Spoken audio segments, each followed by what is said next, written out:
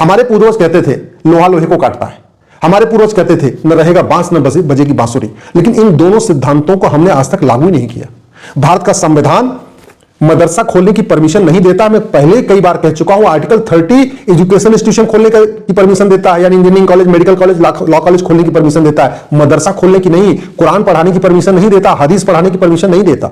और वैसे भी भारत के संविधान में माइनॉरिटी डिफाइन नहीं है, तो जब माइनॉरिटी डिफाइन नहीं है तो जिसकी संख्या करोड़ों में हो, माइनॉरिटी कैसे हो सकता है?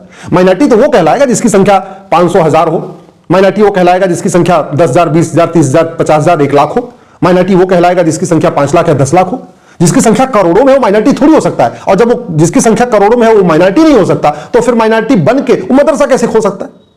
आखिर गुरुकुल के बच्चे तो कभी पेशाब नहीं करते, गुरुकुल के बच्चे कभी लैट्रिन नहीं करते, गुरुकुल के बच्चे आतंकवादी नहीं बनते, गुरुकुल के बच्चे जासूसी नहीं करते, गुरुकुल के बच्चे जिहाद नहीं फैलाते, गुरुकुल के बच्चे धर्मांतरण नहीं करते।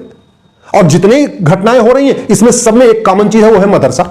और मदरसा किसके नाम पे चल रहा है? भारत के संविधान के आर्टिकल 30 के नाम पे, जबकि संविधान का आर्टिकल 30 मदरसा खोलने की परमिशन नहीं देता। संविधान का आर्टिकल 27, 28 को अगर ध्यान से पढ़ी तो उसमें साफ साफ लिखा हुआ है कि कोई मजहबी तालीम हो ही नहीं सकती।